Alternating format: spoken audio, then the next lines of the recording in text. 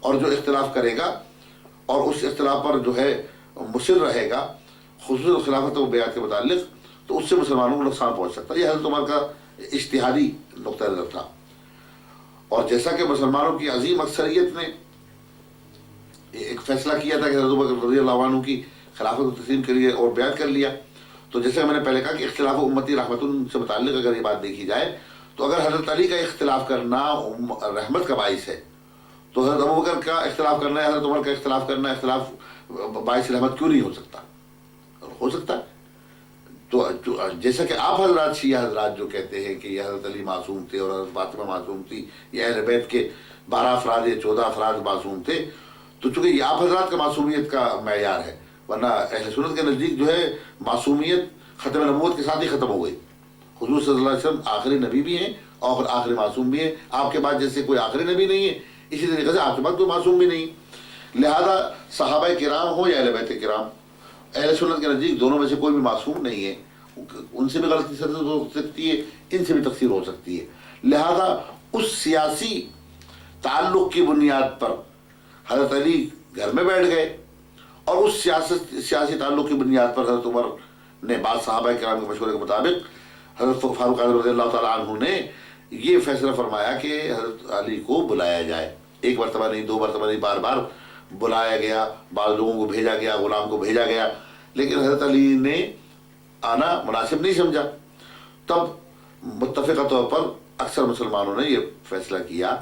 کہ بیعت کو برقرار رکھنے کے لیے اور مسلمانوں کے اختلاف کو ختم کرنے کے لیے اور آپس میں وحدت اور اتحاد پیدا کرنے کے لیے یہ ضروری ہے کہ حضرت علی کو بلایا کہ بھائی آپ بیعت نہیں کرنا چاہتے تو اس کے اسباب و علل ہمیں بتائیں تاکہ اس پر بات چیت ہو سکے۔ خلاصہ یہ کہ جب حضرت علی نے لوگوں کے بھیجنے کے باوجود آنے سے انکار کیا اور بار بار مذاکرہ کرنے کے لیے جب لوگ جاتے رہے، آپ نے ان سے ملنے سے انکار کیا، حضرت علی نے گھر سے باہر نکلنے سے انکار کیا، تو غالباً جو ابھی آپ نے ایک شبلی صاحب نعمانی کی الفاروق کے متعلق جو اشارہ کیا ہے کہ حضرت علی کے مزاج، حضرت عمر رضی اللہ تعالیٰ عنہ کے مزاج میں ایک حدت تھی، ایک سختی تھی، تو ہو سکتا ہے اس مزاج کی بنا پر انہوں نے کہہ دیا بھائی حضرت علی اگر باہر نہیں آئیں گے تو ایک بطور تحدید کے، بطور دھمکی کے، بطور تخویف کے یہ کہہ دیا ہو کہ بھائی اگر باہر نہیں آؤ گے تو ہم آگ لگا دیں گے اور جتنے تمہارے ساتھ ہیں اس گھر میں وہ آگ میں جل جائیں گے۔ بہتر ہے کہ اس آگ میں جلنے سے بہتر جو مسلمانوں کے لیے اختلاف کا باعث ہے، اور ایسا نہ ہو کہ بہت سے مسلمان اختلاف کی وجہ سے جہنم کی آگ میں ہمیشہ جلنے والے بن جائیں، تو اس سے بچنے کے لیے ہم یہ چاہتے ہیں کہ چند افراد جو کر رہے ہیں اختلاف، وہ ان کو دھمکی کے طور پر آگ کی بات کہی گئی یا ڈرانے دھمکانے کے لیے یا ان لوگوں کو پریشر یا فشار ڈالنے کے لیے یہ بات کہی گئی۔ خلاصہ یہ کہ حضرت عمر نے یہ بات اگر کہی تو اپنے مزاج سے متعلق یہ بات کہی، گویا اتفاقاً یہ بات کہہ دی، لیکن اس کے بعد بھی حضرت علی باہر تشریف نہیں لائے، تو اس میں اب شیعہ راویین بیان کرنے والے بیان کرتے اس میں سنی روایت کوئی داخل نہیں ہے، اور جیسا کہ میں نے آپ کی خدمت میں پہلے بھی عرض کیا تھا کہ اگر آپ حضرات جو روایت بیان کرتے ہیں وہ روایت یا تو متفق علیہ ہو بین الفریقین، بین اہل سنت و شیعہ، یا جو آپ روایت بیان کرتے ہیں تو کم سے کم اتنا تو ہو کہ روایت درایت کے معیار پر پوری اترے، اور اس کے روایت کرنے والے جو راوی اسماء الرجال کی جو ہماری کتب ہیں مشہور و معروف ان میں واقعاً ثقہ ہوں، اور بخاری یا صحاح ستہ کے جو اعلیٰ معیار ہے حدیث کے متون کے متعلق یا اس کی روایات و اسناد کے متعلق اس پر صحیح اترتے ہوں تو کوئی بات ہو سکتی ہے، ورنہ یہ کہ الزام برائے الزام اس کا کوئی فائدہ نہیں۔ اور آپ حضرات جو یہ کہنا چاہتے ہیں کہ صحابہ کرام کو اس لیے نہیں مانتے،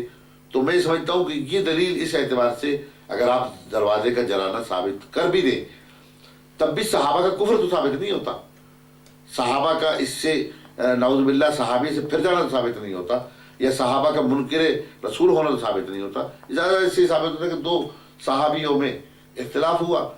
اور اس اختلاف کی بنیاد پر لڑائی ہو گئی، جھگڑا ہو گیا، مار پٹائی ہو گئی، تو مسلمانوں میں آج بھی ہوتا ہے، اگر اس زمانے کے مسلمانوں میں ہو گیا تو اس میں تعجب کی کیا بات ہے۔ یعنی صحابہ کرام کے انکار کا جو آپ حضرات کا جو بیان ہے کہ بھئی وہ صحابہ کرام چونکہ یوں تھے اور ایسے تھے ویسے تھے، لہذا ہم ان کو نہیں مانتے۔ میں سمجھتا ہوں کہ اس کے لیے آپ کو دلائل قوی لانے پڑیں گے، اور محض ان باتوں کو بتائیں کہ اگر آپ صحابہ کرام کی شان میں گفتگو کریں تو بہت سے ناصبی ایسے ہیں، بہت سے خارجی ایسے ہیں کہ جنہوں نے خود حضرت علی کے ساتھی ہونے کے باوجود بعد میں حضرت علی کے خلاف خروج کیا۔ خود حضرت علی کے خلاف، وہی تو خارجی کہلائے جنہوں نے حضور نعوذ باللہ من ذالک حضرت علی رضی اللہ تعالی عنہ کی بیعت کو بھی گلے سے اتار کے پھینکا، ہاتھ ملانے کے باوجود، اس بیعت کے باوجود انکار کیا انہوں نے۔ لہذا میں یہ چاہتا ہوں کہ آپ اس بیان کو سمیٹیں اور اسماء الرجال کے متعلق جو آپ کے پاس دلائل ہوں اس کے متعلق انشاءاللہ آپ ذکر کریں تو مستفید ہو سکتے ہیں۔ بسم اللہ الرحمن الرحیم۔ قبلہ آپ نے جو حکم دیا ہے ہمیں کہ جن راویوں نے اس واقعے کو نقل کیا ہے کہ حضرت بی بی فاطمہ زہرا سلام اللہ علیہا کے دروازے پر حملہ ہوا یا دھمکی دی گئی یا آگ جلا دی گئی، ان میں سے ایک راوی جو ہے وہ ابن شہاب زہری ہے، ان ابراہیم سے نقل کیا اس نے، اور ابن عبد الرحمن ابن عوف سے اس نے نقل کیا کہ بیعت کے دن لوگوں نے حضرت زہرا سلام اللہ علیہا کے گھر پر حملہ کیا اور اسلحے کے ساتھ داخل ہو گئے۔ اب یہ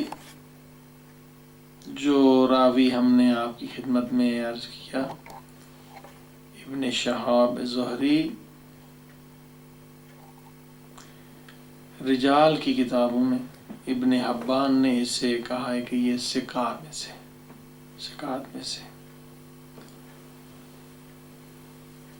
بلکہ امام بخاری نے، امام مسلم نے، یعنی صحیح بخاری میں بھی اس کی روایتیں ہیں، مسلم میں بھی ہیں، ابو داؤد نسائی نے بھی اس سے روایت نقل کی ہے، اور سنن ابن ماجہ نے بھی ان سے روایتیں نقل کی ہیں۔ یہ راوی جو ہیں سب کے نزدیک ثقہ ہیں، قابل اعتماد۔ معاف کیجیے مولانا، قطع کلام ہوتا ہے، یہ روایت جو آپ بیان کر رہے ہیں یہ کس کتاب سے لی آپ نے؟ یہ کتاب قبلہ کتاب المغازی، موسیٰ ابن عقبہ جن کی وفات 141 ہجری میں ہوئی ہے، یہ اس کتاب سے ہم نے لی ہے۔ اور اسی طرح سے دوسرا راوی جو ہے عرض کر رہا ہوں، ان ابن عاشا، ان ابی، ابن عاشا نے اپنے باپ سے نقل کیا، ان حماد، انہوں نے حماد سے نقل کیا، انہوں نے ابن سلمہ سے نقل کیا کہ ابن زبیر سے روایت ہے کہ بنی ہاشم جمع ہو گئے تھے بی فاطمہ زہرا سلام اللہ علیہا کے گھر، اور وہاں پر آگ لگانے کے لیے لکڑیاں جمع کی گئی۔ اب یہ حماد ابن سلمہ جو ہے، اس کے لیے بھی آپ کی رجال کی کتابیں ابن حبان نے لکھا کہ وہ ہوا من رجال صحاح ستہ۔ یہ کس کتاب سے روایت ہے آپ نے جو کی؟ دوسری روایت جو پڑھ رہے ہیں؟ جی قبلہ دوسری کتاب یہ قبلہ ابو الحسن علی ابن محمد ابن سلیمان النوفلی، جس کی وفات 204 ہجری میں ہوئی ہے۔ کتاب کا نام؟ کتاب الاخبار، کتاب کا نام قبلہ الاخبار ہے۔ اور اسی طرح سے اس کے جو دوسرے راوی عروہ ابن زبیر ہیں، اس کے لیے بھی ابن حبان